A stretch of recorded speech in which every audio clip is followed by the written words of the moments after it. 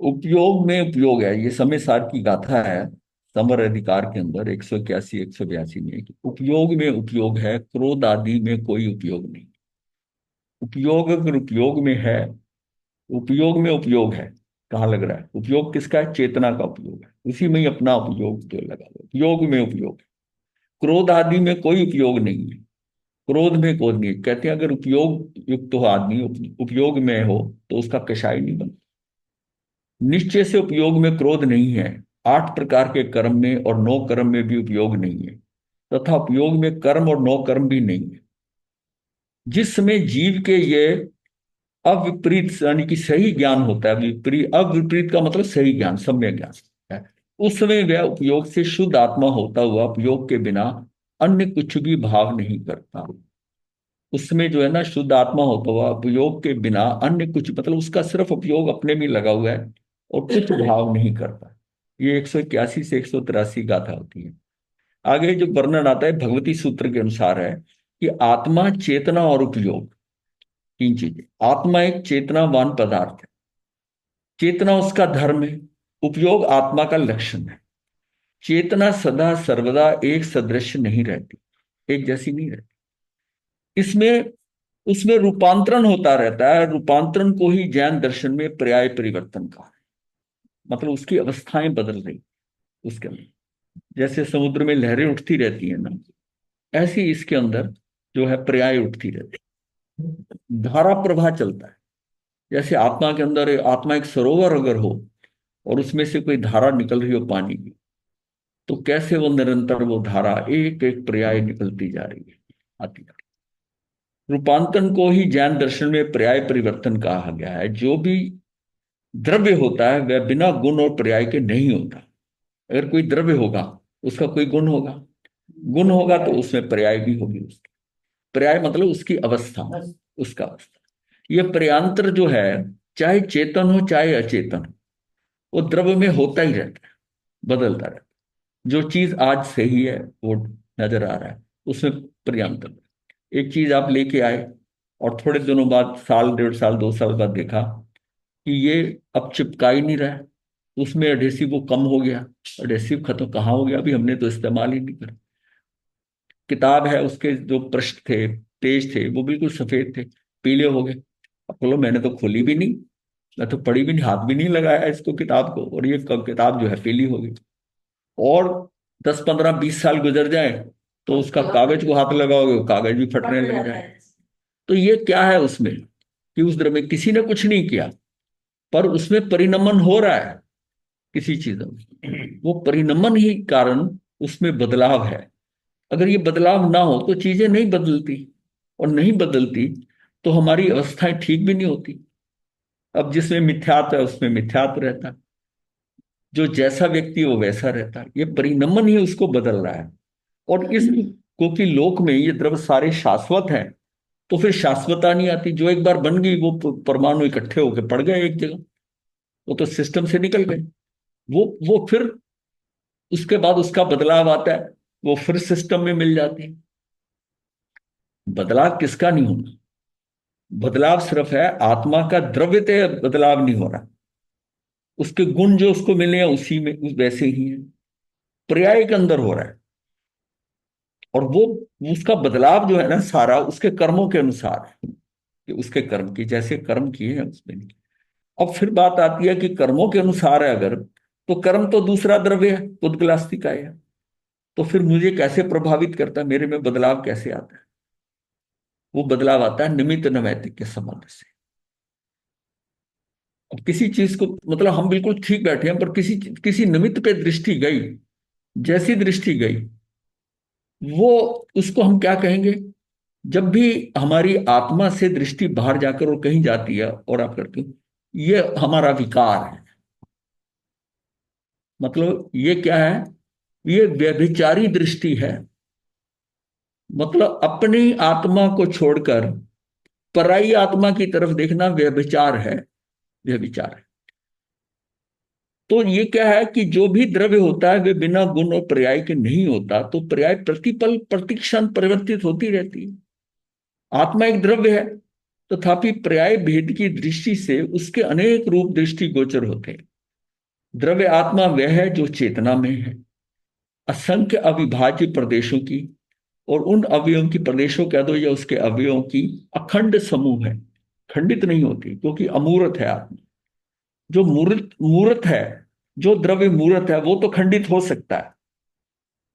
उसका भी छह तरह के खंड बताए हैं कि छह तरह से खंडित होता है, कैसे मिलता है उसका। लेकिन यहां आत्मा का अमूर्त होने की मतलब जितने पांच द्रव्य जो अमूर्त हैं वो खंडित नहीं होते। आत्मा का यह नहीं आप कह सकते कि एक प्रदेश निकल के बाहर आ गया, या आहारक शरीर बनाया तो वो जो है इतने निकल कर बाहर चले गए, बिल्कुल नहीं। जो मेन जो है ना वहां से वो जुड़े, वो फैलकर पूरे लोक में फैल जाए चाहे, लेकिन उसका लिंक नहीं टूटेगा, अखंडित नहीं हो, खंडित नहीं। तो द्रव्य आत्मा वह है जो चेतना में है, असंख्य अविभाज्य प्रदेशों अवयवों का अखंड समूह है। द्रव्य आत्मा शुद्ध चेतना है। क्रोधमान माया लोभ से रंजित होने पर आत्मा कषाय आत्मा हो जाती है। अब आत्मा को भी भेद करके बताया कि आठ प्रकार की आत्मा है, आठ आत्मा है। ये मेरे ख्याल 15वां बोल है शायद। 15वां 25 बोल में आता है कि ये आत्मा आठ है। तो आत्मा कषाय आत्मा के रूप में पहचाना जाता है। ये क्रोध मान माया लोभ, ये कषाय आत्मा। द्रव्य आत्मा है, योग आत्मा है, उपयोग आत्मा है, कषाय आत्मा है, ज्ञान आत्मा है, दर्शन आत्मा है, चरित्र आत्मा है। तो ये आत्मा, आत्मा, आत्मा तो वही है, उसमें वो किधर, उस किधर जा रही है, क्या क्या उसमें गौण है और क्या मुख्य हो रहा है। भगवती सूत्र के 16-7 में उपयोग के संबंध में जिज्ञासा प्रस्तुत की गई है। भगवान महावीर ने उपयोग को साकार और निराकार ये दो भेद किए हैं। साकार उपयोग में ज्ञान और निराकार उपयोग में दर्शन को लिया है। देखिए निराकार शब्द जो है ना, ये ज्ञान और दर्शन के साथ आता है। ज्ञान को हम साकार कहते हैं और उपयोग को निराकार। लेकिन ये निराकार हमारे आत्म प्रदेशों के साथ नहीं आ सकता। साकार उपयोग को 8 प्रकार का और निराकार उपयोग को यानी कि दर्शन को 4 प्रकार का बताया। ज्ञान और दर्शन रूप चेतना का जो व्यापार यानी कि प्रवृत्ति, व्यापार मतलब ज्ञान और दर्शन रूप चेतना का जो व्यापार है यानी कि प्रवृत्ति होती है, वह उपयोग है। उपयोग को जीव का लक्षण माना गया है। मतलब उसकी चेतना जो है, चेतना की जो परिणति है, परिणाम है एक तरह का, वो उपयोग है उसका। उसका जो है मतलब चेतना अगर यहां पड़ी है तो उसका परिणाम कैसे आएगा, किधर जाएगा, उसका उपयोग होगा, उपयोग लगेगा। तो उपयोग कहाँ जाता है, जहां टेंशन, जहां टेंशन। अब ये सारा जो ऊर्जा हमारी प्राण ऊर्जा बह आ रही है, सांसों से ऊर्जा आ रही है, मैं जहां अपने शरीर में मेरा मन का उपयोग लगता है वो प्राण ऊर्जा वहां जाएगी। उसमें दो फैक्टर हैं। एक तो जो वायु है, आपको ऑक्सीजन है जो फेफड़ों से वो सारा कार्य कर रही है, वो अलग अलग है। और उसके साथ जो प्राण आ रही, ऊर्जा आ रही है, वो कहाँ जाएगी, जहां मेरा उपयोग लगा हुआ है वहां चली जाएगी। इसलिए कभी योग में देखा है, योग और व्यायाम का क्या फर्क है। व्यायाम एक्सरसाइज क्या है कि आप बस कर रहे हो, उसमें सांसों का कोई मेल नहीं। वो तो शरीर को एक जैसा है, परिस्थिति के अंदर आप उसको, शरीर को फ्लेक्सिबल है, मुड़ रहा है, ऐसा कर रहा है। योग क्या कहता है कि वहां तक जाना है, सांस को भरते हुए जाना है, सांस को छोड़ते हुए आना। फिर सांस, जितना योग के अंदर जितने भी व्यायाम है योग में जो बताए जाते हैं, जो उनके आसन है, उसमें वो एक्सट्रीम तक अपने सांस को लेके जाना है और वहां से वापसी छोड़ के आना। फिर मेरी प्राण ऊर्जा वहां जाएगी। अब मैं वहां अगर अपने आप की, अपनी गर्दन को ऐसे मोड़ लेता हूं तो उसमें क्या मुझे लाभ है। अगर मैं उसको दौड़ता हूं, मेरे श्वास के साथ मेरा ध्यान वहां तक जा रहा है, तो प्राण ऊर्जा जो है ना उस पॉइंट पे जाएगी और छोड़ते हुए मैं यहां आ गया, फिर इधर करा। असली काम वो प्राण ऊर्जा ने वहां करना है। इसी तरह हमारे केंद्र, जैसा हमने सोचा कि जो सहस्त्रार है वो हमारा सबसे ऊपर सिर में वो केंद्र है, वो ज्ञान केंद्र है। तो अगर हमारी दृष्टि उस ज्ञान केंद्र में, किसी चीज को समझ रहे हैं, ध्यान कर रहे हैं, उसको समझने की कोशिश कर रहे हैं, तो ऊर्जा उसको चाहिए, उसको ऊर्जा चाहिए। यहां तक कि ब्रेन जो है यानी कि मस्तिष्क है, इसको करने के लिए जितनी हम वायु लेते हैं उसका 20% ऑक्सीजन उसको चाहिए, उसको ऑक्सीजन चाहिए। हाँ तो उपयोग को जैसे अभी अभी अभी थोड़ी देर पहले आपने फरमाया हाँ कि क्रोध आदि में उपयोग नहीं है। हाँ स्व में है, शुद्ध आत्मा में है, शुद्ध उपयोग में है तो उपयोग है। हाँ जी। और उपयोग की ये परिभाषा दी जा रही है कि जहां भी चेतना जाती है वो उपयोग है। हाँ तो दोनों में फिर कैसे कैसे? संगति है? उपयोग कैसे, क्या समझते हैं आप? जब क्रोध आ रहा है आप तो बेहोश हैं, आपको ये भी नहीं पता आप क्या बोल रहे हैं। नहीं, क्रोध की बात भी छोड़ नहीं दें। तो नहीं जैसे मतलब, योगा कर रहे हैं। हाँ योगा में जो है, हाँ। योग में जो है कि उसको ध्यान से, उसको कहा है ना, सांस भरते हुए वहां जाना और सांस छोड़ते हुए आना, इस तो बात को वो स्व में करना तो नहीं है तो बाहर है। है बाहर। लेकिन जो प्राण ऊर्जा आ रही है वो वहां जा रही है ना। हाँ। आपका उपयोग अगर, अब जैसे उन्होंने ये भी बताया कि आपके दो हैं, अधोगति की साइड में काम केंद्र है और यहाँ ज्ञान केंद्र है। आपकी दृष्टि कहाँ है, आपकी विचार कहाँ जा रहे हैं, उसको वो पुष्ट कर देगा। अगर आपका ज्ञान, अगर प्राण ऊर्जा जो आ रही है वो सारी ज्ञान में लग रही है, स्वाध्याय में लग रही है, अपने आप को जानने में लग रही है, तो वो पुष्ट होगा। और अगर उसकी कामनाएं, इच्छाएं, वासनाएं की तरफ है तो वो पुष्ट हो जाएगा, भाव तक वहां चली जाएगी। उसको तो आपने डायरेक्ट करना है ना, ये कैसे? इंद्रिय आदि में भी तो उपयोग है ना। हाँ केंद्रीय के उपयोग है, तो लेकिन वो कितना जो सूक्ष्म चेतना है। का परिणाम है ना वो उपयोग है। आप उसको इतनी केंद्रीय में कैसे चले जाते हो? उसमें सारी चीजें बहुत सूक्ष्म कितनी है। आप कहोगे उसमें भी तो ज्ञान है, पर उसमें कौन सा ज्ञान है, कितना है? वही मेरा मतलब है कि हाँ, वो स्व में तो प्रतिष्ठित नहीं है ना। इस स्वयं किसको कहते हो? स्वयं मेरा उपयोग अगर बाहर जा रहा है, बाहर जा रहा है, मैं उपयोग अंदर लगा रहा हूँ, वो मेरी आइडियल स्थिति है। और मेरा उपयोग बाहर जा रहा है, तो किसी गे पे तो जाएगा ना, वो बाहर जाएगा। जब आप क्रोध या मान करो, फिर आपको रियलाइज कैसे होता है कि मैंने गलत करा, ये कैसे करा? क्यों? अपने स्वभाव में आ गए। विभाव में गए तो क्या है? तो उस विभाव में है जो भी स्थिति वो उस समय उपयोग नहीं कहलाएगा। विभाव में कैसे उपयोग लगा है? विभाव तो उपयोग से छूट गया। पर विभाव चेतना तो में है गया, ना वहाँ, चेतना तो विभाव है में ना। गया तो वो योग में जा रहा है, वो बोल रहा है, उसके कर रहा है, उसके अंदर वो योग है उसके। चेतना का परिणाम तो उस विभाव में भी है ना। चेतना तो उसकी है ही है। हाँ। तो चेतना फिर का परिणाम चेतना का परिणाम उपयोग ये परिभाषा अधूरी हो गई ना। नहीं, अधूरी नहीं होती है। मतलब आप आइडियल पोजीशन लो ना, उस विकार की तरफ क्यों जा रहे हो? जो सही चीज बताई जा रही है कि चेतना का उपयोग वहां पर है, चेतना का उपयोग है, उसको वो कहते ही नहीं कि मैंने किया आत्मा, उसको तो वो मानता ही नहीं हाँ, आत्मा। ठीक है वो बात विभाग समझ। को तो मान ही नहीं रहा वो आत्मा को। भाई वो कहता है कि मैं अगर अपने होश में हूं तो ठीक हूं, अगर मैं ये बेहोशी में कर रहा हूं तो कह रहा राग मैंने नहीं किया, द्वेष मैंने नहीं किया। अब बताओ क्या कहोगे इसको? नहीं वो ठीक है, नहीं मानता। नहीं नहीं, क्यों नहीं मानता? भाई उसका चैतन्य उसके हिसाब से हुआ है, वो उसकी स्थिति और है, उसमें वो मानने को तैयार ही नहीं कि राग मैं कर ही नहीं सकता, द्वेष मैं कर ही नहीं सकता। तो उसे कहा कि राग द्वेष कौन करता है? कहता है कि जो आत्मा में नहीं है वो राग द्वेष करता है। वो कहता है राग द्वेष का बंध कैसे होता है? राग द्वेष का, वो कहता है कि जब मैं अपने में नहीं हूं तो राग द्वेष का बंध होता है, और इसको मैं अपने में हूं तो राग द्वेष नहीं होता। मैं समझना चाहूँ। जैसे हम मिथ्या ज्ञान और सम्यक ज्ञान को समझते हैं। हाँ ज्ञान तो मिथ्या ज्ञानी में भी ज्ञान है। हाँ, मिथ्या ज्ञानी में ज्ञान है, लेकिन वो हाँ, जो तो आप, उसी प्रकार उपयोग को समझे। हाँ उसी को, हाँ, उपयोग को, बस अब देख उपयोग को समझे। ठीक है। मतलब आप एक पॉइंट को ना 20 डायरेक्शन से समझने की कोशिश करेंगे, ऐसा नहीं है। 20 डायरेक्शन में, हाँ उसको मतलब ये उसको उसको उसकी फील्ड को पकड़ो कि यहाँ जो बात हो रही है वो चैतन्य की शक्ति है, उस शक्ति का उपयोग है। अब मैं, मेरा चैतन्य यहाँ पर है, उसका उपयोग क्या है? उसका उपयोग मैं अगर जीव करता है तो उपयोग है, और अगर ये जड़ शरीर करता है तो ये द्रव्य प्राणों की तरह योग है। अगर मैं, मेरी उस जो पड़ी हुई चैतन्य है, उसका जो है उसका उपयोग मैं अपने में करता हूं, उस चेतना के अनुसार करता हूं, तो ये उपयोग है। मैं उधर नहीं कर रहा तो योग है, योग है। योग में कहाँ होगा?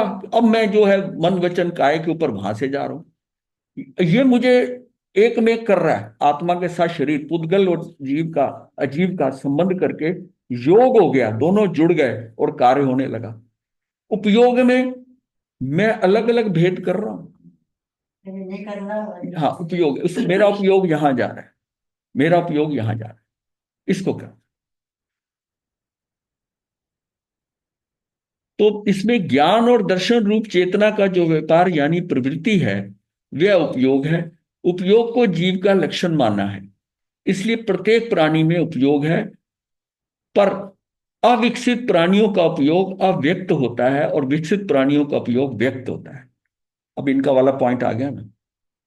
अविकसित, अब जो एकेंद्री की बात करते हो तो उसको हम अविकसित ही प्राणी लेंगे।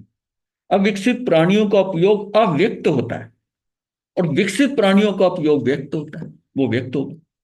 क्योंकि उसका किस डिग्री का है उपयोग, तो उसका भी लग रहा है कि ये जो स्पर्शनेन्द्रिय स्पर्श हो रहा है, उसकी स्पर्शनेन्द्रिय तो है ना, उस इंद्री का प्राण तो उसका चल रहा है ना, स्पर्शेंद्रिय का।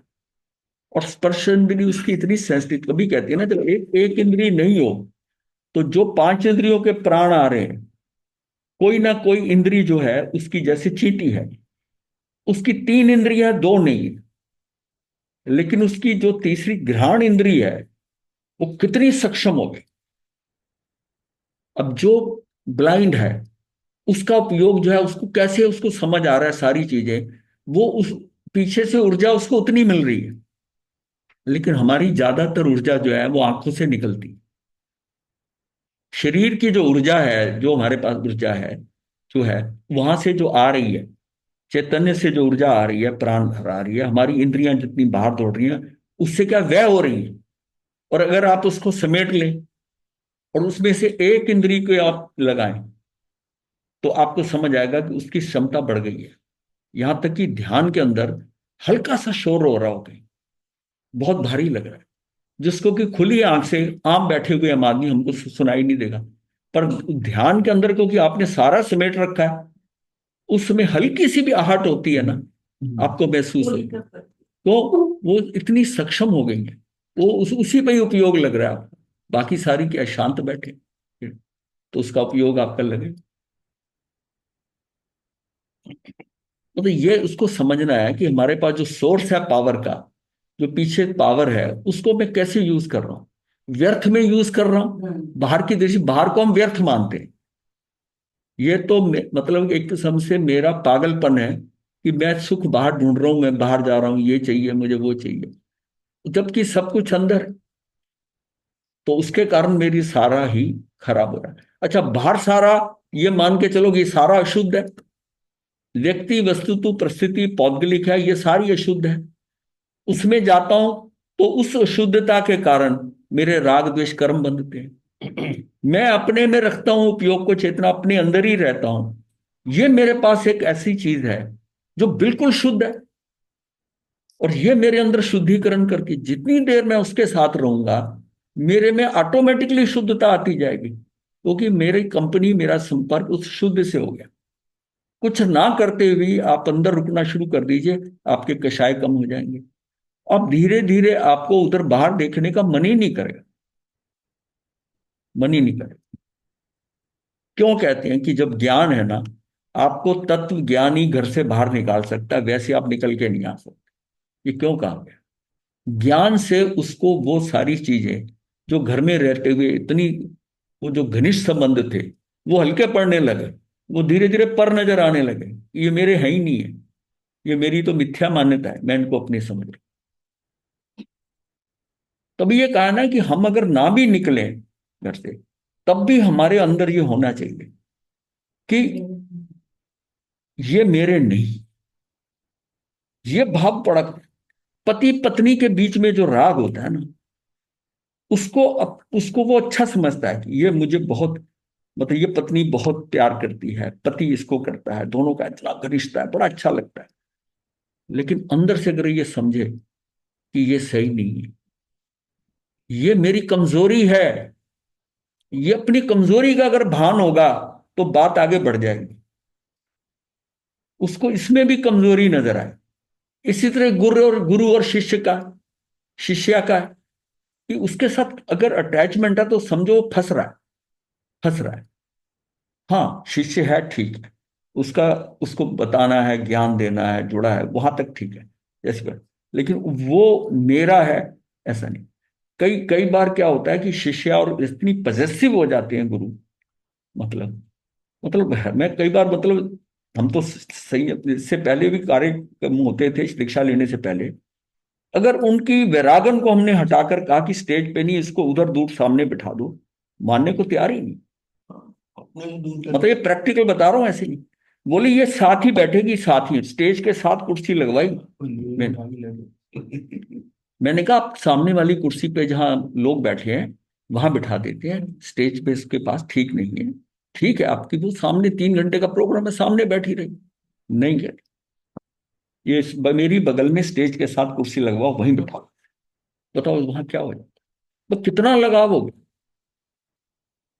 मतलब उसमें साधु संतों के बारे में हम बोल नहीं सकते थे, सरेंडर करते थे, कहते थे अपनी बात, पर यह है कि उसमें कंट्रोवर्सी में नहीं पड़ते थे। ठीक है, अब इनको क्या हम समझाएं, गुरु है हमारे। मतलब ऐसी ऐसी कंडीशन जब लगती थी ना, कई बार संयम से आदमी को लगता है कि क्या संयम है। मैं फंक्शन में आऊंगा, वहां पर मेरी मेरी जो चौकी है ना वो ऊंची होनी चाहिए, वो पाट के ऊपर बैठना नहीं, मैं बैठ बड़े ऊपर के संत, छोटे मोटे भी नहीं।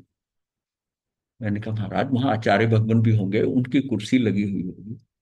अब उसके साथ में उन सब में आपको बीच में एलिवेट करना, आपके आपका जो पोजीशन है, जो दर्जा है, उसको हम एक्सेप्ट करते हैं, समाज भी एक्सेप्ट करता है। बोले नहीं, फिर मुझे नहीं आना। फिर कंप्रोमाइज करा कि फोम की गद्दी जो होती है, वाइट फोम वाली, उस पर कपड़ा उतार के वो गद्दी नीचे उस पर रख के आप अपना आसन उस पर लगा लेना। 2 इंच की मोटी गद्दी लगा दी। वहां तक हुआ बात, लेकिन फिर आए नहीं, नहीं आए। मतलब ये देखिए ना, हम कहाँ अटके हुए हैं। बहुत ऊंचे, आपके नजदीकी थे। तो ये देखो कि मतलब कहाँ हम अटके हुए हैं, जबकि और कोई कमी है नहीं। इसका मतलब बाहर का तो बहुत कुछ उस लेवल से तो बहुत ऊपर है, लेकिन अंदर कहाँ स्थिति हमारी बैठी है कि मेरा पार्ट ऊंचा होना चाहिए। वो सारा व्यर्थ हो जाता है। हम कहाँ, दृष्टि कहाँ पड़ी। विकसित प्राणियों का उपयोग व्यस्त है। उपयोग की प्रबलता का कारण ज्ञानावरणी दर्शनावरणी कर्म का क्षय या क्षयोक्षम है। अब उपयोग किसका, हरेक का उपयोग डिफरेंट है।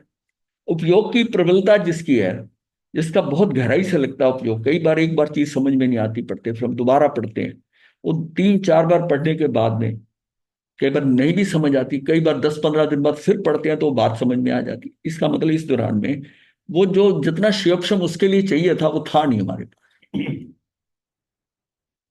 तो उपयोग की प्रबलता का कारण है ज्ञानावरणी दृष्टावरणी कर्म का क्षय या क्षम। जितना अधिक क्षयक्षम होगा, उतना ही अधिक उपयोग निर्मल होगा। इसका मतलब है कि हम अपना ज्ञानावरणी दर्शनावरणी कर्म का क्षयोक्षम करें, क्योंकि असली बेसिक जो है ना, प्रॉब्लम यही हो रही है ज्ञान और दर्शन कि ज्ञानावरणी कर्म का जब जो होता है वो उसमें अज्ञानता का लेवल जितना होगा तो अदर्शन का भी, और वो उसको दर्शन मोहनी में ले जाकर फंसाए। और अगर हमारा ज्ञान और दर्शन ये सही है, और इसको जब हम क्षय करते हैं, तो ऑटोमेटिकली वो भी क्षय होते हैं। बाकी दोनों भी घाटी कर्म क्षय होते हैं, साथ साथ ही होते हैं। कि मेरा जितना जितना मेरा ज्ञान बढ़ रहा है, अब मेरे पास वो सारी चीजें कंट्रोल करने के लिए क्या है, ज्ञान का तो है, ज्ञान का मैं क्षम कर सकता हूं। तो ज्ञानावरणी कर्म का अगर क्षम करता हूं तो दर्शनावरणी का भी होता ही है। और इन दोनों के साथ दर्शन मोहनी का भी होगा, और साथ में चरित्र मोहनी का भी होगा, अंतराय कर्म का होगा। काम बन गया अपना। तो स्टार्टिंग कहां से करनी है, ज्ञानावरणी कर्म से। अच्छा, ज्ञान की हमें रुचि नहीं हुई अभी तक। ज्ञान की रुचि चाहिए उसके लिए कि मुझे ज्ञान, वो ज्ञान की पीएचडी करनी है, एमए करनी है, हाँ, रुचि क्यों नहीं है?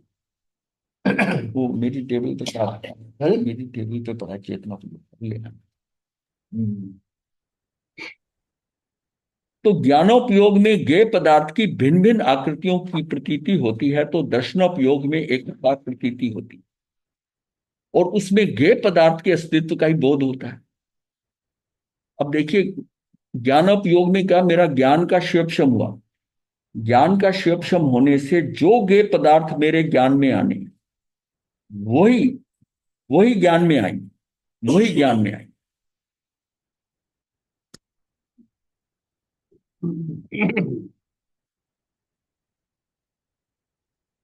पदार्थ का अस्तित्व का बोध क्या होता है, तब होता है। अब मुझे सामने बैठी चीज, कई बार हमने बात करी कि नजर नहीं आती, शब्द समझ नहीं आता, वो शब्द हट गया, ध्यान में आता है क्या था उसका नाम, ऐसा ऐसा था। कई बार उसका पहला अल्फाबेट भी याद आता है कि उस व्यक्ति का नाम क्या, वो घूमता रहता है। और फिर all of a sudden recall करते हैं, जब है वो, हो सकता है 1 घंटे बाद, 2 घंटे बाद, 1 दिन बाद वो नाम आ जाए।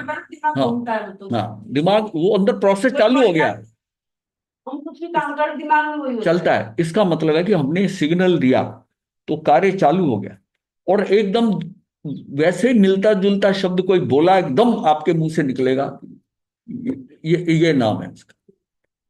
तो ये क्या है कि सारा अंदर सिस्टम चल रहा है, सिर्फ क्या है कि ट्रैफिक जैम है, उसको रास्ता नहीं मिल रहा निकलने। हमने बहुत कुछ डाला हुआ है, ट्रैफिक जाम के अंदर नहीं निकल रहा है। जैसे ही उसको रास्ता मिलता है वो बाहर आ जाता है, बाहर आ जाता है। जाता कुछ नहीं है, अगर ध्यान से पढ़ा है तो अंदर पड़े हुए हैं शब्द। अब सब कुछ हम भूले हुए हैं, पर धीरे धीरे वो बचपन, प्राइमरी क्लास, वो 4 साल के थे, 3 साल के, वो आगे आगे जाके याद आने लगेंगे, और आगे उम्र में याद आएंगे। तो ज्ञानोपयोग में ज्ञेय पदार्थ की भिन्न भिन्न आकृतियों की प्रतीति होती है, तो दर्शनोपयोग में एकाकार प्रतीति होती है। और उसमें ज्ञेय पदार्थ के अस्तित्व का बोध होता है, इसलिए उसमें आकार नहीं बनता। ज्ञान के 5 और अज्ञान के 3 प्रकार बताए हैं, इसका कारण सम्यक्त और मिथ्यात्व है। ये क्या है सारा खेल, इसमें कारण क्या है? जितना सम्यक्त में और मिथ्यात्व में, ज्ञान और अज्ञान, ये डिफरेंस क्या है? अगर सम्यक्त हो जाता है तो अज्ञानता कहां रही? जब तक सम्यक्त नहीं हुआ तब अज्ञान है, तब अज्ञान है, नहीं तो वो ज्ञान रहेगा, 5 ज्ञान रहेंगे। मिथ्यात्व के कारण ज्ञान भी अज्ञान में बदलता जाता है।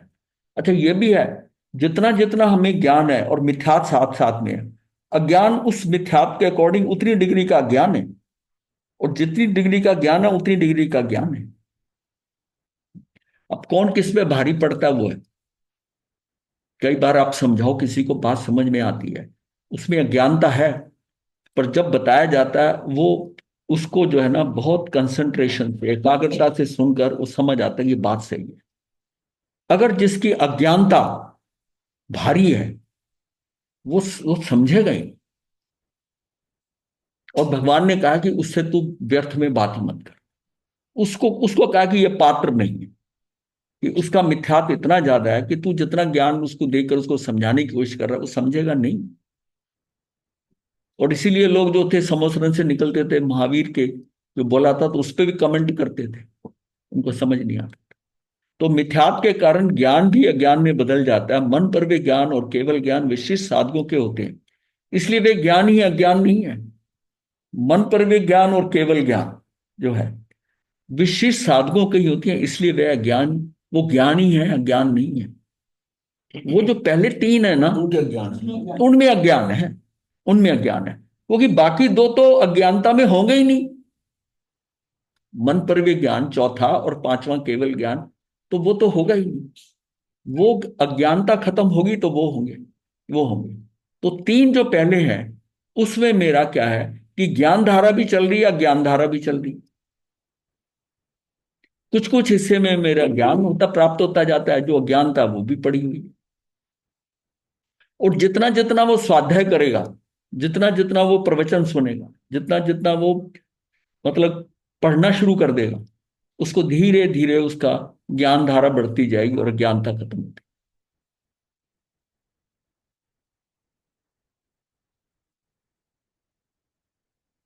मथे वंदनान गुरुदेव। जी। गुरुदेव, बात पूछनी थी कि जैसे अभी आप ज्ञानावरण क्रम का वो बता रहे थे, क्षम से होता है। तो हाँ, जो चीजें हमने पहले याद की थी, उस समय तो हमारा क्षम हो गया समझे। अब हाँ, हम चीजें जो भूल रहे हैं वापस हमें याद नहीं आती, तो क्या फिर से ज्ञानावरण क्रम आ गया हमारा? नहीं नहीं नहीं, वो आपने किसी गहराई से, अगर तो आपको आत्मसात हो गया है, जिस समय आपने ग्रहण करा, अगर आपने सिर्फ याद किया है तो वो तो आप भूल सकते हैं। अगर आपने पूरी तरह समझ लिया है उसको, हो सकता है आप दूसरे शब्दों में समझाएं जो परिभाषा शब्द है, लेकिन आपको ये समझ है कि ये वास्तव में ये है, आप अपने शब्दों में समझा सकते हैं। उसका जो सार है, भावार्थ तो आपके पास है ना। अब आपको अगर किसी को 14 गुण स्थान याद नहीं है, मान लिया ये याद नहीं, लेकिन ये तो पता है ना कि ज्ञान से इसमें चौथा गुण स्थान कहाँ पे, सबके नाम नहीं पता, लेकिन उसको पता है कि मिथ्यात्व हूं तो पहला है, यहाँ चौथा है, और फिर 10वें से 11वें से गिरना है, इतना तो सारा रहेगा ना ध्यान में। ये डिपेंड करता है कि हमने जब ज्ञान लिया तो हमने किस ढंग से लिया, गहराई से पकड़ा उसे या उसको वैसे ही पकड़ा, बुद्धि से। बुद्धि से पकड़ा। मैं तो ये समझता हूं कि अगर कोई विषय है ना, हमने 2.5 साल पहले भी लिया, उसके बाद 1 साल 1.5 साल के बाद दोबारा रिपीट हुआ, अब 2.5 साल के बाद वो तीसरी बार कर रहे हैं या दूसरी बार कर रहे हैं, तो पहला जो एक्सप्लेनेशन था, हमने पढ़ा नहीं कुछ, मतलब उसको ना, शुरू में मैं उसको पढ़ता था जो आज विषय लेना है, अब पढ़ने की जरूरत नहीं होती कि उसको पढ़ लिया कि कोई चीज रह ना जाए, कैसे बताना है कैसे समझाना है। अब क्या है कि उसकी व्याख्या जो हम खुद ही को लगता है कि ये कहाँ से निकला है, ये कहाँ से निकला है। तो इस इससे हम समझते हैं कि भाई उस चीजों को ग्रहण किया हुआ है, सामने आती है तो आपको उसकी व्याख्या हो जाती, वैसी हो जाती, क्योंकि वो उसके सार जो है ना, वो तो आप चीजें अगर सार सार जो है ना वो गर्भ में गया हो तो वो वैसा ही निकलेगा। तो अपने को चीजें हम जानना अलग बात होता है, एक मानना होता है, महाराज ने कह दिया मान लिया, कोई पढ़ा वो मान लिया, एक होता है उसको जान ले, एक हम गहराई से समझ लें कि ये ऐसा क्यों कहा गया, ऐसा क्यों कहा गया, उसकी रीजनिंग अगर साथ आ गई तो आपको समझ आ जाएगी कि ये इसकी इसका रीजन क्या है। अब रीजनिंग जब समझ में नहीं आती, क्योंकि जब हम पहली बार पढ़े थे ना, जब शुरू में हमने पढ़ा कि योग के अंदर शुभ योग के कारण इससे भी हटना है, तो बड़ा समझ में आया ये क्या कह रहे हैं। 15 साल पहले की बात कर रहा हूँ, 15-20 साल की, वो उसमें दिमाग में आता था कि ये क्या कर रहे हैं। उस टाइम जो 25 बोल लिखा था ना, आज उसी में करेक्शन हुई है। जो बात हम अभी इसमें लिखी है, जो पुराने लिखे हुए नोट्स है ना, उसमें भी कमी महसूस हो रही है, कमी महसूस हो रही है। ये क्या है, इसका मतलब है कि थोड़ा करते करते अभ्यास से हम आगे बढ़ रहे हैं। इसलिए स्वाध्याय बहुत इंपॉर्टेंट चीज। और यहां तक कि ध्यान को हम कहते हैं, लेकिन ध्यान के अंदर टिकने के लिए भी स्वाध्याय चाहिए। खाली आंख बंद करके कोई ब्लैंक हो, खाली आंख बंद करके बैठ जाए, कुछ देर तो बैठ जाएगा, करते लेगा, लेकिन उसको ज्यादा समय तक अंदर जाने के लिए अंदर उसको ये तो पता हो कि मैं क्यों आंखें बंद कर रहा हूं, क्यों ऐसा कर रहा हूं, इससे मुझे क्या लाभ होगा, ये तो पता होना चाहिए ना। तब वो ज्यादा समय जाएगा, आगे बढ़ जाएगा तब। क्योंकि ज्ञान दर्शन चरित्र तीनों आखिर में मुक्ति के लिए तीनों ही चाहिए। ज्ञान दर्शन अविनाभावी है, दर्शन हुआ तो ज्ञान भी हो जाएगा, लेकिन चरित्र का ऐसा नहीं है। वो चरित्र में कैसे ढलेगा कि उसमें हमने ज्ञान में जो जाना, दर्शन के साथ उसको पहले देखा, ज्ञान से जाना, और उसको जब हम प्रैक्टिकल यूज करते हैं अपने अंदर, वो कार्यान्वित होता है मेरे अंदर से, वो मेरा चरित्र बनता है। और तीनों का चाहिए योग, तीनों का योग। ज्ञानी हो जाए बहुत तब भी उसका काम नहीं होगा, और सिर्फ क्रियाएं करने लग जाए तब भी नहीं काम होगा। ये तो बहुत कॉम्प्लेक्स चीज है ना, चीज है। दोनों का समझ में। टोटल टोटल युगपथ साइमल्टेनियसली, ज्ञान दर्शन और चारित्र साइमल्टेनियसली।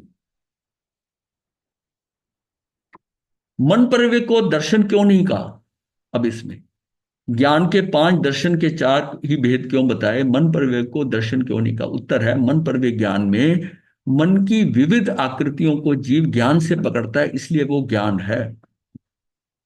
उसमें अज्ञानता की क्या बात, मन की विविध आकृतियों को, मन परवे ज्ञान क्या है तो ये भी पौद्गलिक पकड़ता है। केवल ज्ञान से कम जो भी है वो सारा पौद्गलिक करता है, पौद्गलिक। लेकिन इसमें क्या है कि उन आकृतियों को जो कर रहा है, तो क्या है, इंद्रियों से कर रहा है कि मन से कर रहा है, मन से कर रहा है। अब मन से, ये मन पर भी ज्ञान में उसको वो जो चीज दिखाई नहीं दे रही वो भी उसको दिखती है कि ये क्या सोच रहा है। मन पर ज्ञान में मन की विविध आकृतियों को, व्यक्ति आकृति जब हम बात करते हैं तो वो सिर्फ शब्द नहीं होते, पहले उसकी फोटो बनती है। किसी चीज को एक्सप्लेन करने के लिए पहले आपका ये ड्यूल प्रोसेस होता है, आपको आकार आता है दिमाग में, ऐसा करेंगे ऐसा करेंगे, ये बताना है मुझे, ये बताना है, उसका एक आकार बन जाएगा, जिसको कि सॉफ्टवेयर में हम कहते हैं फ्लो डायग्राम, कि पहले ये बताना है, फिर ये बताना है, फिर ऐसा करना है, एक आकार अंदर बनेगा। तब आप उसको शब्दों का रूप देंगे, तब शब्दों का रूप देंगे। तो मन परवे को दर्शन क्यों नहीं कहा? कि उत्तर है कि मन परवे ज्ञान में मन की विविध आकृतियों को जीव ज्ञान से पकड़ता है, इसलिए वो ज्ञानी है। उसको अज्ञानता से थोड़ी पकड़ेगा, अज्ञानी को तो दिखाई नहीं देगा कि ये क्या बोल रहा है। मन परवे ज्ञान इसीलिए हो गया कि वहां तक का उसका लेवल आ गया, वहां तक का उसका क्षेपक्षम हो गया, वहां तक का उसका क्षेपक्षम हो गया। अब उसको वो दिखाई दे रहा है। और यहां तक कहा गया कि वो आकृति देखकर बता सकता है कि आप कार के बारे में बात कर रहे हैं, आप सोच रहे हैं वाहन के बारे में, कार के बारे में सोच रहे हैं, पर उसको ये नहीं पता चलेगा कि कौन सा मॉडल सोच रहा है, कि उसके दिमाग में, क्योंकि भावों में वो मॉडल थोड़ी देख रहा है कि गाड़ी लेनी है, कार लेना है, ऐसा करके। मकान बनाना है तो एक मकान सा उसको नजर आता है, वो कैसा है वो बात बात है। मन प्रवेश ज्ञान से उतना उसको समझ आ रहा है कि इसकी विचारधारा क्या हो रही है, वो हमारे बाहर उसको दिखाई दे रहा है। दर्शन का विषय निराकार है, इसलिए मन परवे दर्शन नहीं है। ये क्या है? ये निराकार है। और हम यहां आकृति देख रहे हैं, तो दर्शन उसका विषय नहीं है, इसलिए दर्शन के अंदर मन परवे दर्शन नहीं है। अवधि दर्शन तक ही है ना, केवल दर्शन भी है। हाँ मतलब केवल दर्शन तो बाद में आता, पूरा वो तो केवल, वो तो ज्ञान ही है एक्चुअली। वो हमने कह दिया केवल ज्ञान, केवल दर्शन जो है, तो मन की विविध आकृतियों को जीव ज्ञान से पकड़ता है, इसलिए वह ज्ञान है। दर्शन का विषय निराकार है, इसलिए मन पर का दर्शन नहीं है। भाई इसको इसको दर्शन में क्यों नहीं लिया? यानी तो यहां लिखा होता कि केवल दर्शन, और उसको केवल दर्शन तो है, इसका दर्शन नहीं। मैंने फिर ज्ञान हाँ करके हाँ हाँ, उसका है, इसका दर्शन नहीं। तो विशेष क्या है कि जीव का लक्षण चेतना है, ज्ञान है, सुख है, आत्मशक्ति वीर है। ज्ञान और चेतना एक ही बात है। प्राणों का धारक है, चेतना भाव प्राण है। पांच इंद्रियों के, तीन योग के, श्वासोश्वास और आयुष, ये 10 द्रव्य प्राण है। चेतना लक्षण का स्वरूप है। जीव के स्वरूप को चेतना कहते हैं। जीव का स्वरूप क्या है? कि ये चेतना में है। चेतना से पता चलता है कि ये जीव है। सामान्य रूप से एक प्रकार की है, किंतु विशेष रूप से पर्याय की उपेक्षा से इसके भी प्रकार हो सकते हैं चेतना के। जो हमने कहा कर्म चेतना, कर्म फल चेतना, वो सारा, वो उसको बताने के लिए विशेष रूप से।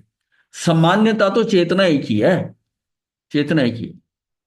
जैसे आत्मा है ना, आत्मा तो एक ही है, लेकिन हम कहते हैं 8 प्रकार की है। उस पर्टिकुलर समय के अंदर, उसके अंदर जिस टाइम उसकी विवक्षा करते बताते हैं, तब हम कहते हैं ये कषाय आत्मा है, कषाय कर रहा है, ये द्रव्य आत्मा है। द्रव्य आत्मा तो है ही है। अब ये कषाय हो गया, योगों में लगी तो योग आत्मा हो गया, उपयोग लग रहा है तो उपयोग आत्मा हो गया। अगर ये योग और उपयोग जो है ये अलग नहीं होते, तो दो नाम क्यों कहते हैं हम? दो नाम क्यों कहते हैं? कि हमारा योग लग रहा है तो उपयोग नहीं है। योग आत्मा, उपयोग आत्मा। अब उपयोग लग रहा है तो उपयोग आत्मा है, और योगों में लगा तो योग आत्मा है, ज्ञान में लगा तो ज्ञान आत्मा है, नहीं तो दर्शन आत्मा है। आत्मा तो वही है ना, आत्मा तो वही है। हम उसका क्या यूज कैसे हो रहा है, उसके हिसाब से उसका नाम दिया गया, नाम दिया गया भेद। और ये समझ में आ जाए योग और उपयोग का डिफरेंस क्या है। मेरा उपयोग अगर अपने में लगा हुआ है, मेरा कार्य हो रहा है, मैं योगों में लगा हूं, तो मेरी ऊर्जा बाहर जा रही है, बोलने में जा रही है, देखने में जा रही है, काया से जा रही है, चल फिर रहा हूं, इधर उधर कर रहा हूं, ये सारा व्यर्थ का काम।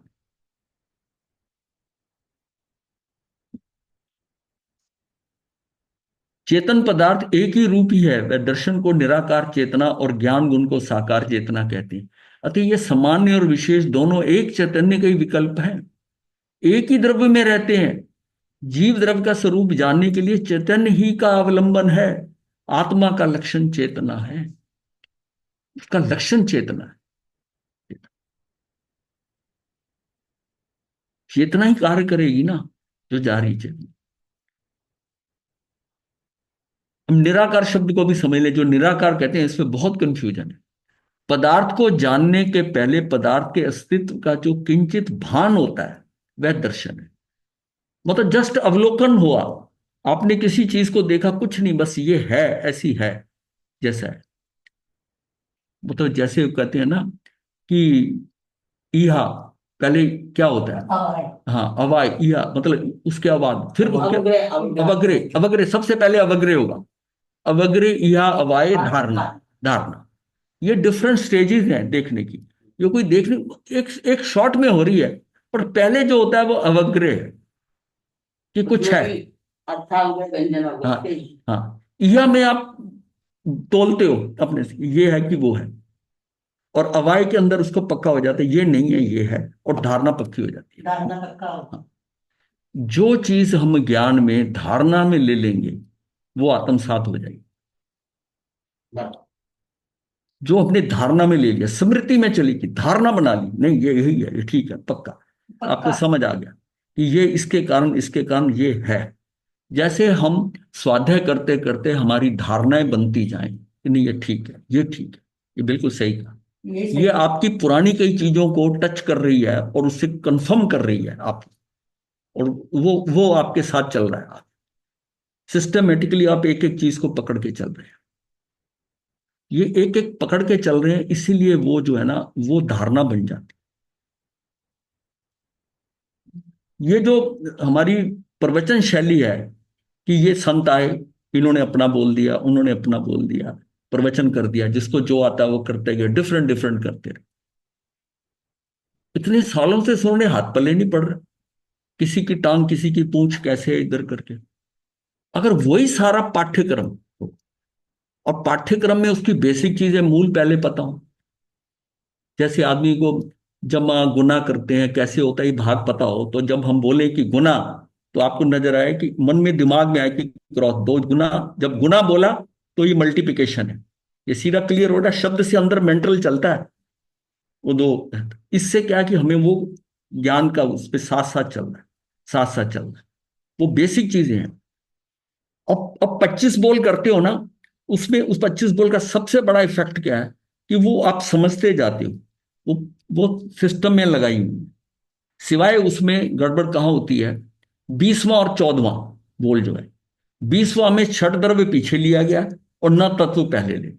और हम जब भी दोनों कराते रहे हैं, हम पहले 20 बोल करा के फिर नव तत्व कराते हैं।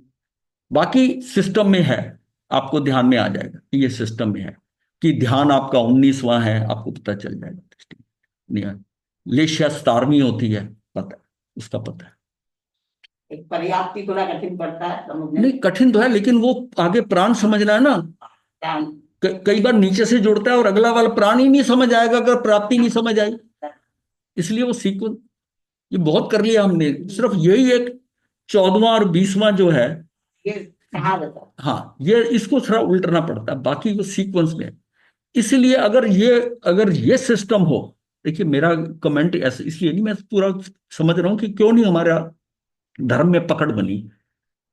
अगर ये हो कि संत आकर पूछे कि पिछले संत तुम्हें कहां तक पढ़ा है, तुमने कहां तक पढ़ा है, वो जो आए, वो कहे जी हमारा उत्तराध्ययन सूत्र चल रहा था, हमने इतना अध्ययन कर लिया था। ठीक है, उसके अगले का अध्याय मैं करा था। हम्म। वो उत्तराध्ययन सूत्र खत्म कर रहा है, उसके बीच में जा रहा है। मतलब आप सीक्वेंस से जब चीज पकड़ते हैं तो आपके अभ्यास में पकड़ आ जाती है। आप योग आसन कर लीजिए, 10 दिन का शिविर है। 10 दिन के शिविर में आज आज आसन इस तरह कराया, ये वाला कराया, अगले दिन कोई और दो करके वो नहीं कराया, तीसरे दिन वो नहीं कराया। 10 दिन बाद आपको क्या लगेगा कि एक दो तो याद रह जाएंगे, वो सीक्वेंस जो है ना अभ्यास नहीं आएगा। अगर सीक्वेंस में हो कि ये आसन है, ये कराने, और 10 दिन उसी सीरीज में उसी तरह एक के बाद एक कराए जाए, अब उस 10 दिन के बाद उसका अपने आप पहला आसन करेगा, दूसरा ये करना, तीसरा ये दिमाग में वो बन जाता है। बन जाता है ना। ये क्या है, ये उस अभ्यास के अंदर ना उसी उसी उसी उसी पे जा रहे, उसी पे जा रहे। अब जैसे बच्चे को होता है ना, पहले पहाड़े पे उधर दिखता नहीं, तू यही कर यही कर, उसको सीक्वेंस बनाना पड़ता है। ये प्रवचन जो हमारे सीक्वेंस में है नहीं है। कोई भगवती की में कुछ गाथा करा जाएगा, कोई उधर से करा जाएगा, कोई ऐसा, आपकी पकड़ में क्या है, उसका बेस ही नहीं। अपने एक लेक्चर तो मैं तो ये चीज का सोचता हूँ कि ये सारा इतना देखो, साधु साधु भी परिश्रम कर रहे हैं, स्वाध्याय कर रहे हैं, प्रवचन को तैयार भी करते हैं, मतलब वो बिना तैयार करने की स्थिति तो 20-25 साल की दीक्षा के बाद आती है, कि उस लेवल का कि भाई कोई तैयारी की जरूरत नहीं। लेकिन पहले तो उसको तैयार करना पड़ता है, उसको डायरी में सब कुछ वो मेंटेन उधार करना का ही रह जाता है, मैंने देख, है। वो उधार का ही रह नहीं जाता कुछ है। भी हो, लेकिन वो उसको उसका परिपक्वता क्यों है कि एक पूरा सिंगाड़ा है, उसमें से कोई पर्टिकुलर एक दो जो है ना वो उनकी क्षमता बन जाती है प्रवचन करने की। बाकी सब उसके सहयोगी हो जाते हैं, बीच बीच में कोई भजन गा देता है, कोई कुछ गाता है। इसे टीम वर्क, टीम वर्क।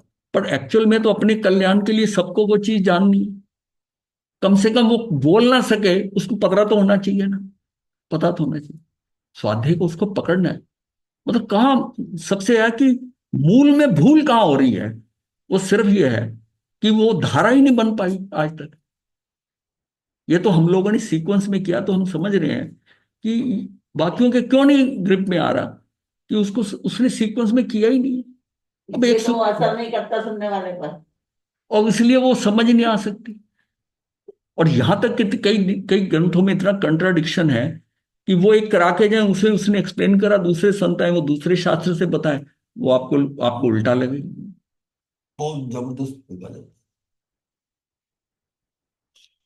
मतलब मैं उस अपने अपने धर्म को उसको वो नहीं कर रहा, मतलब हमने कुछ रास्ता गलत पकड़ लिया और इसको हम सुधार नहीं सकते, क्योंकि सुधारना बड़ा मुश्किल है, कोई मानने को तैयार नहीं कि इसका हम पाठ्यक्रम। आप साधु संत आता है, उसने कहां तक क्लास पास कर ली है, उसके अगली चैप्टर से वो पकड़ के उसको वहां छोड़ के जाए, दूसरा है उसको आगे से पकड़े, तब आप देखोगे 8-10 सालों के अंदर वो जीव समझ में जा जाएगा कि ये ऐसे है, ऐसे है। नहीं तो समझ नहीं आए। ऐसे पहले टीचर्स ट्रेन करने पड़ेंगे। दूसरी नहीं आती है, पहले भूल जाती है, तीसरी नहीं आएगी। सीक्वेंस बनेगा नहीं। और आप करो, एक बार आपकी बॉडी में सीक्वेंस बन जाए ना, दिन में दिनचर्या का काम करने के लिए, वो प्रैक्टिकली वैसे ही होता रहेगा। आपको कोई दिमाग लगाने की जरूरत नहीं है। आपको क्या करना है, वो आपको सारा सीक्वेंस पता है। सुबह उठना, ये करना, ये करना, ब्रश के ऊपर पेस्ट लगानी, ये करना। सिस्टेमैटिक सीक्वेंस चलता है ना, सिस्टेमेटिक उसका सीक्वेंस, असर अलग। बॉडी सीक्वेंस पकड़ती है। और अभ्यास में मतलब जिस रास्ते पे जाना है, जैसा करना है, उसको 2 बार 3 बार गए, आपको देखने की जरूरत ही नहीं, आप इतने हल्के हो जाओगे और अपने पैर मुड़ते रहेंगे उस गली में, मुड़ के वहां पहुंच गए। नहीं तो क्या है, अब देखते रहते हो साइड बिल्डिंग, अच्छा ये आ गया मोड़, दाहिने मुड़ना है, बाएं मुड़ना है। वो दिमाग पे प्रेशर रहेगा। और नया ड्रेस लेके नई जगह पे जाना है तो आपको बोझ लगेगा कि नई जगह पे, नई जगह पे जाना है। सहज चलेगा।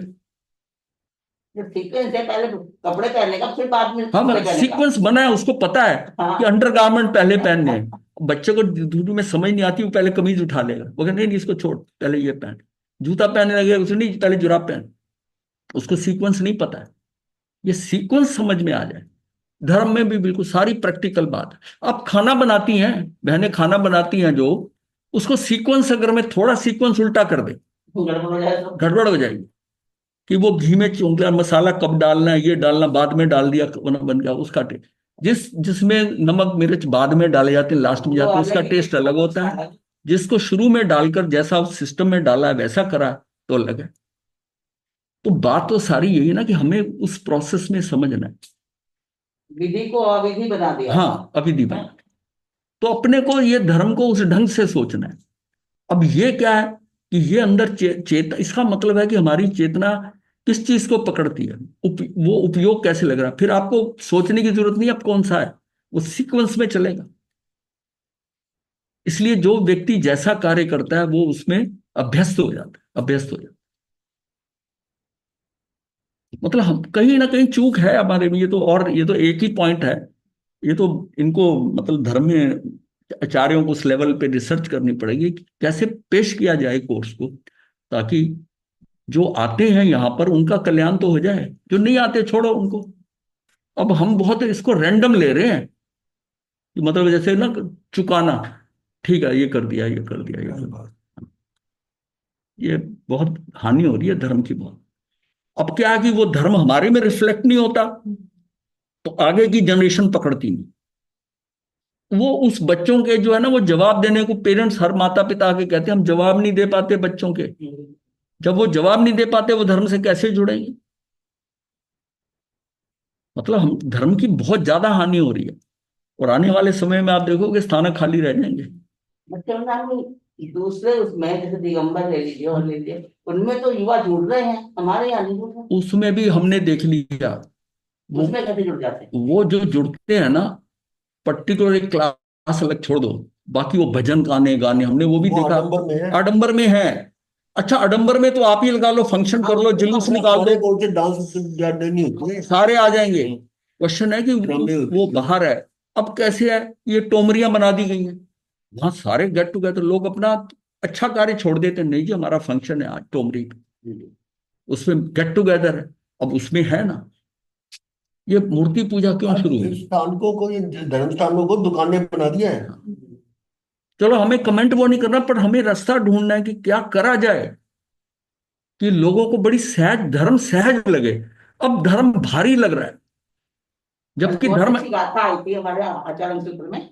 धर्म बहुत सहज है, धर्म बहुत सहज है।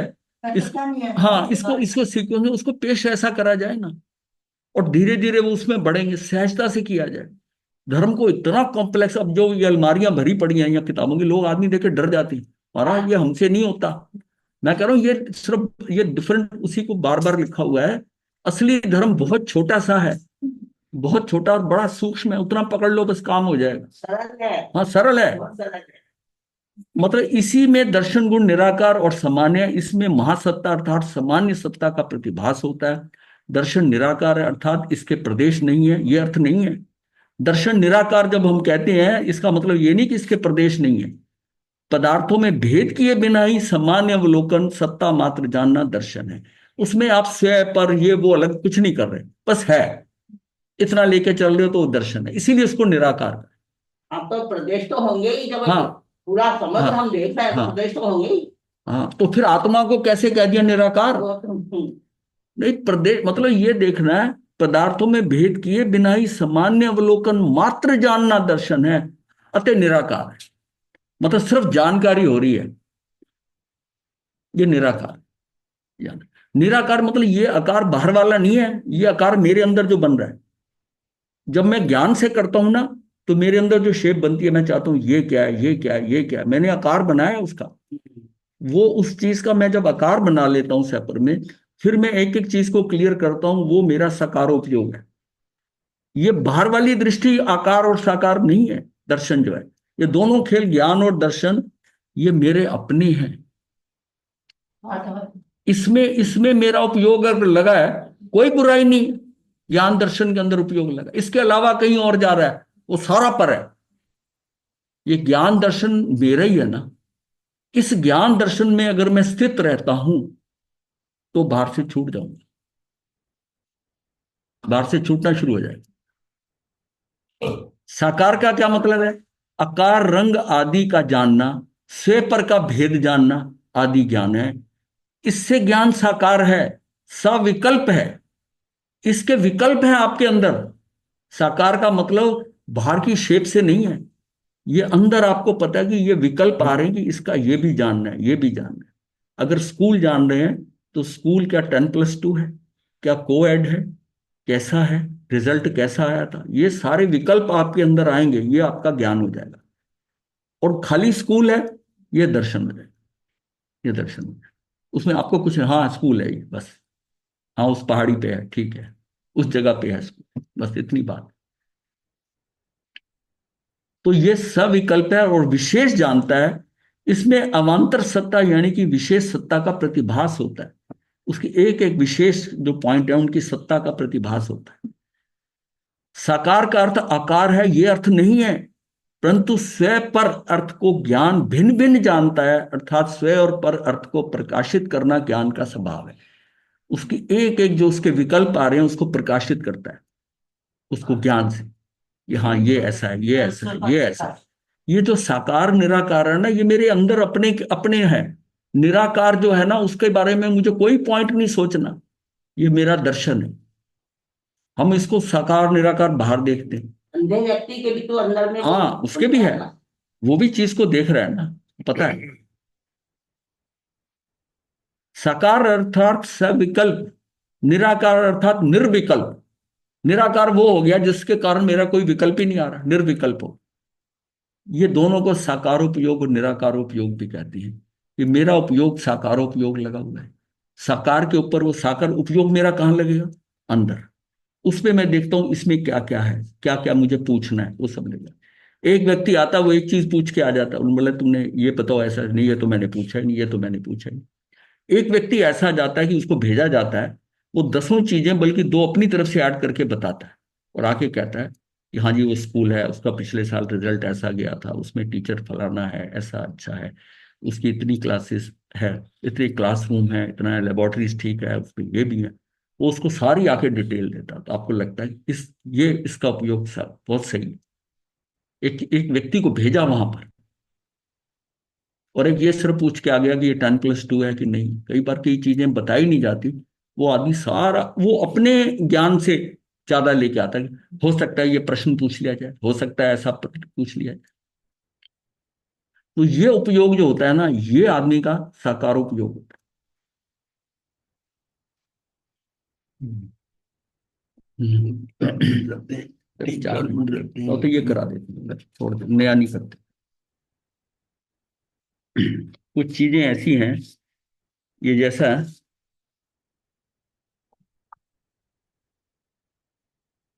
मन वचन काय के व्यापार से आत्म प्रदेशों में जो परिस्पंद होता है, परिस्पंदन होता है, ये जो पैदा होता है, वह भाव रति अरति राग द्वेष तथा मोह से युक्त होते हैं। मन वचन काया के व्यापार में जब करते हैं योगों के साथ, तो आत्म प्रदेशों में परिस्पंदन होता है। वो क्या होता है, और भाव होते हैं, वो रति रति का भाव आता है, राग द्वेष का आता है, और मोह से युक्त होते हैं। आत्मा के प्रदेशों को परिस्पंद पैदा, मतलब उसके उसका क्या होता है कि परिस्पंद पैदा होता है, इसे योग कहते हैं। जो अंदर वाइब्रेशन होती है ना, उसमें हरकत होगी, चीज ध्यान पड़ी हुई थी वैसी, आत्म प्रदेश वैसी स्थित थे, अब कुछ देख के उसमें आपको आया। तो इस योगों से, योग के निमित्त से कर्मों का आश्रय होता है, योग निमित्त बनता है। मेरे योग से मेरे कर्म बंधते हैं, ये योगों के निमित्त से कर्मों का आश्रय होता है। निमित्त नैमित्तिक संबंधी है ना। अच्छा, दूसरा ये है पाप आश्रव कैसे होता है। आहार आदि 4 संज्ञाएं, कृष्ण आदि 3 अप्रशस्त लेशियां, पांचों इंद्रियां यानी मन की पराधीनता। पांचों इंद्रियों का मतलब क्या है, मन की पराधीनता, वो भी बीच में आ गया, इसमें तो नहीं है ना ये, इसमें नहीं है। इसको हटा ही दीजिए, अपराधी, कंफ्यूजन हो जाता आर्त रौद्र ध्यान, असत्य कार्य में प्रयुक्त ज्ञान, मिथ्या मोह से, ये सब पाप आश्रम होते हैं। तो पाप आश्रम में पहला पॉइंट क्या है कि आहार संज्ञाएं, लेश्याएं, अप्रशस्त लेश्याएं, पांचों इंद्रियों का में जो उपयोग लग रहा है, यानी मन की पराधीनता है। मन कमजोर पड़ा है तो इंद्रियों की तरफ भागता है। मन की पराधीनता, आर्त रौद्र ध्यान, असत्य कार्य में प्रयुक्त ज्ञान, पता है कार्य बुरा है, जानते हुए करता है, पाप बंधेगा ना। चोर को चोरी का पता है गलत है, रात को अंधे छुप के कर रहा है, तो प्रयुक्त ज्ञान। और मिथ्या मोह में सब आश्रम होते हैं, मिथ्यात्व और मोह के अंदर। जो इंद्रिय कषाय और संज्ञाओं को जितने अंशों में अपना जितने समय तक समीचीन मार्ग में नियंत्रित कर लेते हैं, उनके उतने ही अंशों में अथवा उतने समय तक पाप आश्रम का छिद्र बंद रहता है। जितना मैं नियंत्रण कर लूं, ये सारी जो कमियां बताई हैं, वो 100% तो नहीं है, पर ये 50% है, ये इतना इतने परसेंटेज में है, उसी हिसाब से उसका जो है ना, वो कर्म का बंध हो, उसी हिसाब से। जीव जिन पदार्थों को इंद्रिय के द्वारा ग्रहण करते हैं, जानते हैं, वे मूर्तिक हैं, शेष मूर्तिक। जो इंद्रियों से जान रहे हैं वो सारा ही है। मन मूर्तिक तथा मूर्तिक दोनों को जानता है। इंद्रियां सिर्फ मूर्तिक को जानती हैं, मन मूर्तिक और अमूर्तिक दोनों को जानता है। तो चक्षु इंद्री शब्द को हाँ, जानती है, वो सॉरी चौथेंद्री। हाँ। और इसमें अब जो ये है कि दुख का मूल क्या है, पहले ये समझ लो। दुख का मूल है, जब हमने कहा था राग द्वेष का, दुख का मूल पर द्रव्य को अपना मानना है। इसको मैं अपना मानता हूं, ये मेरा है, ये मेरी वस्तु मेरी है। दुख का मूल पर द्रव्य को अपना मानना, और सुख का मूल स्वय पर का भेद ज्ञान करना। ये सुख मिल जाएगा, ये मेरा है ही, जो मर्जी हो। पर संबंध से रहित, पर संबंध से रहित शुद्ध आत्मा को देखना ही धर्म है। धर्म कैसे होगा, आत्मा से, पर से उसका संबंध ही काट दिया आपने, बस इसी से हो जाएगा। पर के संबंध से रहित शुद्ध आत्मा की अनुभूति ही धर्म है। आत्मा के ज्ञान दर्शन स्वभाव के अतिरिक्त अन्य कहीं भी स्वामित्व मानना कि मेरा है, यह स्वामित्व मानना, यह भेद ज्ञान नहीं है किंतु अज्ञान है। मैं पर का नहीं हूं, पर मेरे नहीं है, इस प्रकार स्व पर के परस्पर स्व स्वामित्व संबंध को छोड़कर शुद्ध ज्ञान ही एक मैं हूं, इस प्रकार अनात्मा, अनात्मा मतलब शरीर को छोड़कर एक आत्मा को ही ग्रहण कर, उसको ही अग्र करना। मैं स्वभाव से गायक ही हूं, मात्र गायक होने से मेरा जगत के साथ गे गायक लक्षण संबंध है। जो चीजें मेरी हैं, परिवार के सदस्य हैं, वस्तुएं, मकान है, सारा घर है, इसमें मेरा गे गायक संबंध है। ये मेरी जानकारी में आ रही है और मैं इसको जान रहा हूं। मैं कुछ ले जा तो सकता नहीं इसमें से, परंतु अन्य स्व स्वामित्व लक्षण संबंध नहीं है, इसलिए मुझे किसी के प्रति ममत्व नहीं है, सर्वत्र निर्ममत्व है। ये मेरी जानकारी में जल्दी जल्दी नहीं है, ये लगा दो। हो गया। हाँ, अरे टाइम इतना कोई थोड़ी है कि कोई टाइम बम है फट जाएगा। तो इसलिए मुझे किसी के प्रति ममत्व नहीं है, सर्वत्र निर्ममत्व है। यदि तू अजीव को अपना मानकर उस अजीव का स्वामी बनेगा तो तू अजीब हो जाएगा। तू अजीव गे को देखेगा और उसका तू स्वामी बनेगा। यदि तू अजीव को अपना मानकर उस अजीव का स्वामी बनेगा तो तू अजीव हो जाएगा, अर्थात तेरी श्रद्धा में जीव तत्व नहीं रहेगा। यदि तू अपनी श्रद्धा में अपने जीव तत्व को जीवित रखना चाहता है तो अपनी आत्मा को गायक स्वभावी जानकर उसी का स्वामी बन, अन्य का स्वामी तू छोड़ दे। ये मेरे है ही नहीं, मेरी सिर्फ आत्मा है। ये मतलब वास्तव में निश्चय से तो मेरी आत्मा है। और परिवार में रहते हुए उसको उनको गे समझे, गे गे तू बट ठीक है, मेरी जानकारी में आ गया, मैं इस परिवार में आ गया, ऐसा ये भेद अंदर बन जाए, कार्य शुरू हो जाएगा वहां से। पति पत्नी के रूप में एक दूसरे के प्रति जो राग है उसे वे अपना दोष रूप माने।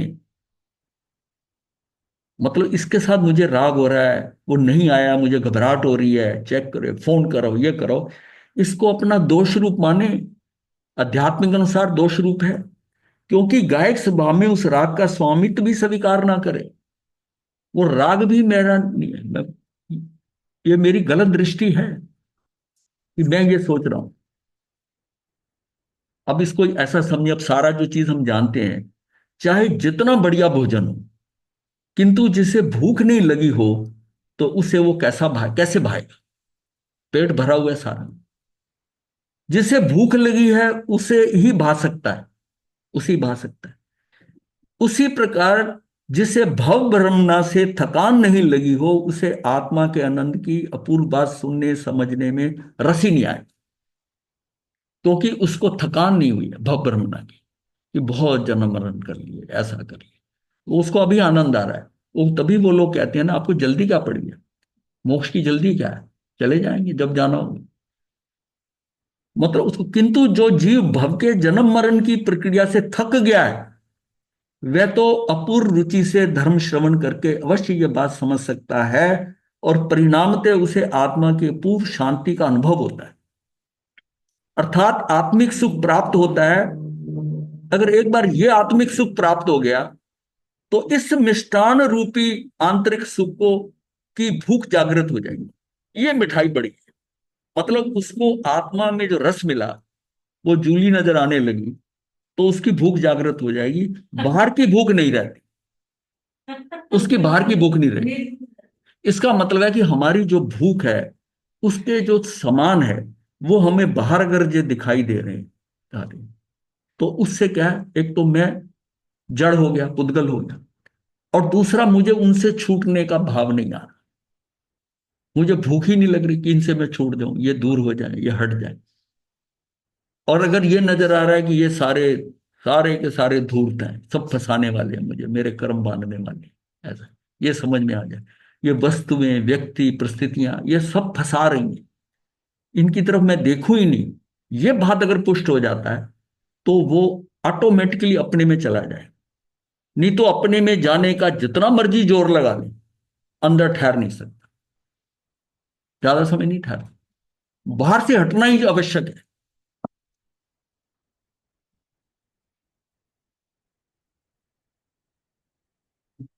महाराज जी काशना करा दियो।